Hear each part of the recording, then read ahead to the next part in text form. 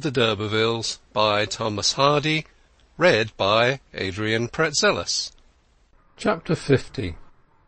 She plunged into the chilly equinoctial darkness as the clock struck 10 for her 15 miles walk under the steely stars.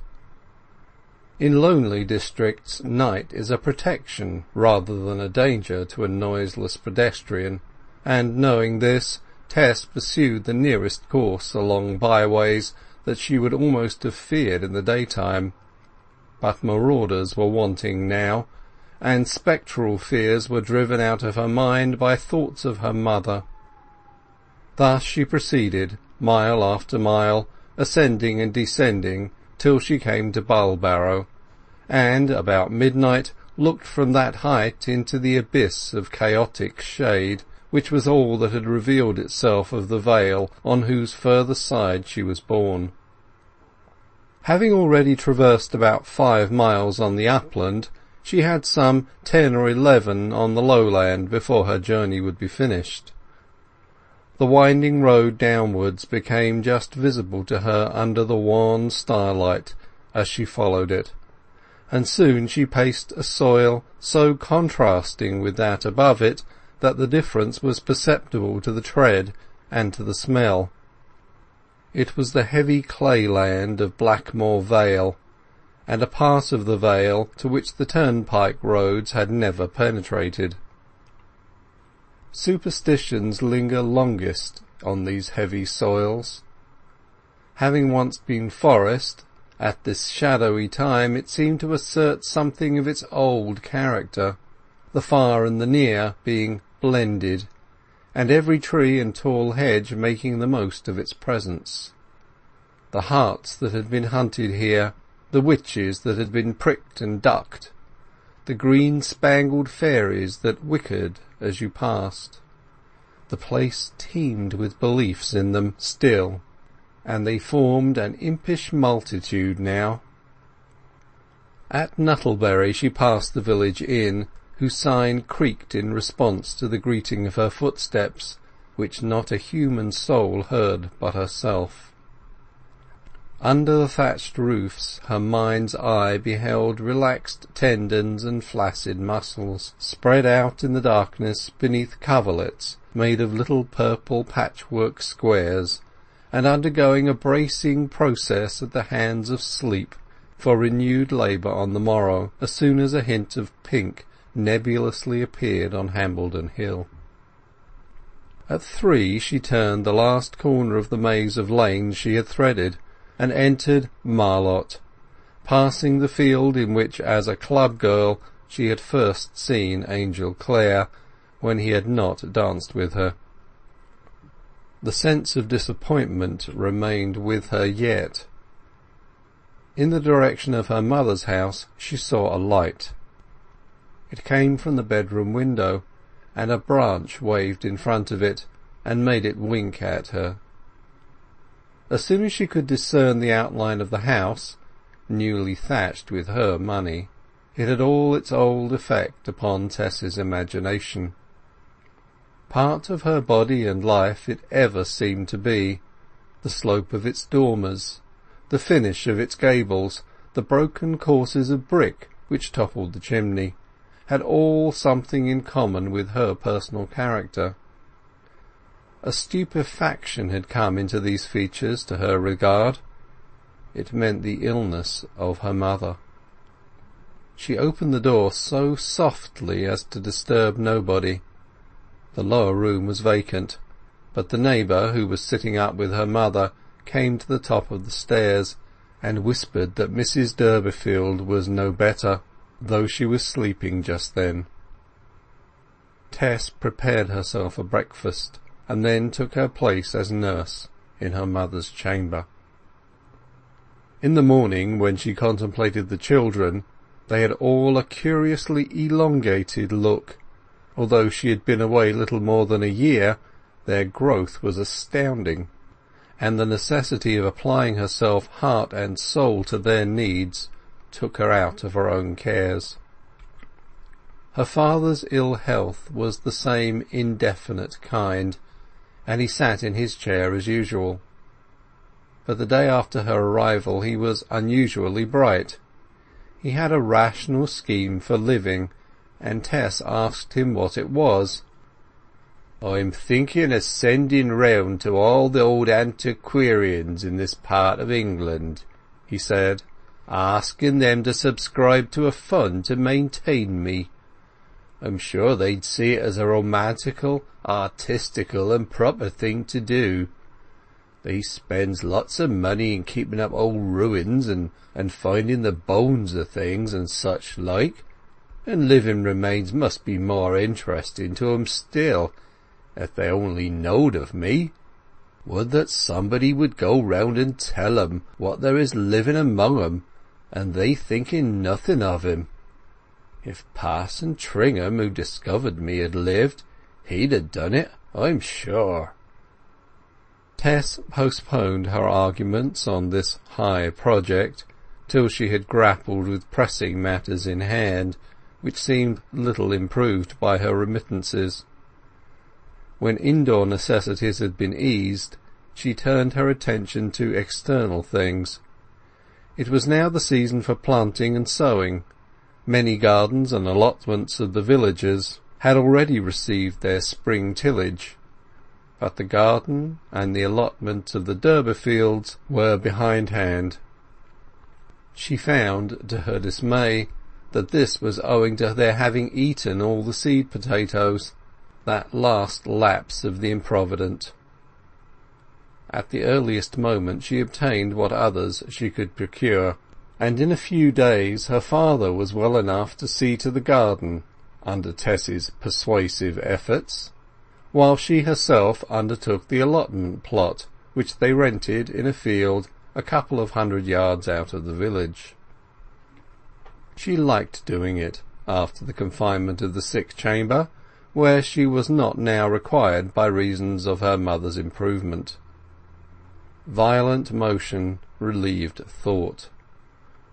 The plot of ground was in a high, dry, open enclosure, where there were 40 or 50 such pieces, and where labour was at its briskest when the hired labour of the day had ended. Digging began usually at 6 o'clock, and extended indefinitely into the dusk or moonlight. Just now heaps of dead weeds and refuse were burning on many of the plots, the dry weather favouring their combustion. One fine day Tess and 'Liza Lu worked on here with their neighbours till the last rays of the sun smote flat upon the white pegs that divided the plots. As soon as twilight succeeded to sunset, the flare of the couch grass and the cabbage-stalk flies began to light up the allotments fitfully, their outlines appearing and disappearing under the dense smoke as wafted by the wind. When a fire glowed, banks of smoke blown level along the ground would themselves become illuminated to an opaque lustre, screening the workpeople from one another, and the meaning of the pillar of a cloud, which was a wall by day and a light by night, could be understood. As evening thickened, some of the gardening men and women gave over for the night, but the greater number remained to get their planting done, Tess being among them, though she sent her sister home. It was on one of the couch-burning plots that she laboured with her fork, its 4 shining prongs resounding against the stones and dry clods in little clicks. Sometimes she was completely involved in the smoke of her fire, then it would leave her figure free, irradiated by the brassy glare from the heap. She was dressed oddly tonight, and presented a somewhat staring aspect, her attire being a gown bleached by many washings, with a short black jacket over it, the effect of the whole being that of a wedding and a funeral guest in one. The women further back wore white aprons, which, with their pale faces, were all that could be seen of them in the gloom, except when at moments they caught a flash from the flames. Westward, the wiry boughs of the bare thorn hedge which formed the boundary of the field rose against the pale opalescence of the lower sky. Above, Jupiter hung like a full-blown jonquil, as bright as almost to throw a shade. A few small nondescript stars were appearing elsewhere. In the distance a dog barked, and wheels occasionally rattled along the dry road.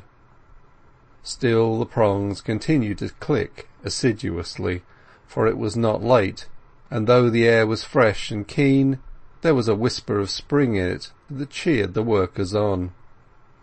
Something in the place, the hours, the crackling fires, the fantastic mysteries of light and shade, made others as well as Tess enjoy being there. Nightfall, which in the frost of winter comes as a fiend, and in the warmth of summer as a lover, came as a tranquilizer on this March day. Nobody looked at his or her companions. The eyes of all were on the soil as its turned surface was revealed by the fires. Hence, as Tess stirred the clods and sang her foolish little songs with scarce now a hope that Clare would ever hear them, she did not for a long time notice the person who worked nearest her, a man in a long smock frock, who, she found, was forking the same plot as herself, and whom she supposed her father had sent there to advance the work. She became more conscious of him when the direction of his digging brought him closer. Sometimes the smoke divided them, then it swerved, and the two were visible to each other, but divided from all the rest. Tess did not speak to her fellow worker, nor did he speak to her, nor did she think of him further than to recollect that he had not been there when it was broad daylight, and that she did not know him as one of any of the Marlott labourers, which was no wonder, her absence being so long and infrequent of late years. By and by he dug so close to her that the fire beams were reflected as distinctly from the steel prongs of his fork as from her own. On going up to the fire to throw a pitch of dead weeds upon it, she found that he did the same on the other side. The fire flared up, and she beheld the face of d'Urberville. The unexpectedness of his presence, the grotesqueness of his appearance in a gathered smock frock, such as was now worn only by the most old-fashioned of the labourers, had a ghastly comicality that chilled her as to its bearing. D'Urberville emitted a long, low laugh. "If I were inclined to joke, I should say, 'How much this seems like paradise,'" he remarked whimsically, looking at her with an inclined head. "What do you say?" she weakly asked. "A jester might say this is just like paradise. You are Eve, and I am the old other one, come to tempt you in the disguise of an inferior animal. I used to be quite up in that scene of Milton's when I was theological. Some of it goes: Empress, the way is ready and not long, beyond a row of myrtles. If thou accept my conduct, I can bring thee hither soon. Lead then, said Eve, and so on. My dear Tess, I am only putting this to you as a thing that you might have supposed, or said quite untruly, because you think so badly of me." "I never said you were Satan, or thought it. I don't think of you in that way at all. My thoughts of you are quite cold, except when you affront me. What, did you come digging here entirely because of me?" "Entirely. To see you, nothing more. The smock frock, which I saw hanging for sale as I came along, was an afterthought, that I mightn't be noticed. I come to protest against your working like this." "But I like doing it. It is for my father." "Your engagement at the other place is ended?" "Yes." "Where are you going next? To join your dear husband?" She could not bear the humiliating reminder. "Oh, I don't know," she said bitterly. "I have no husband." "It is quite true in the sense you mean, but you have a friend, and I have determined that you shall be comfortable in spite of yourself. When you get down to your house you will see what I have sent there for you." "Oh, Alec, I wish you wouldn't give me anything at all. I cannot take it from you. I don't like... It is not right." "It is right," he cried lightly. "I am not going to see a woman whom I feel so tenderly for as I do for you, in trouble without trying to help her." "But I am very well off. I am only in trouble not about living at all." She turned and desperately resumed her digging, tears dripping upon the fork handle and upon the clods. "About the children, your brothers and sisters," he resumed. "I've been thinking of them." Tess's heart quivered. He was touching her in a weak place. He had divined her chief anxiety.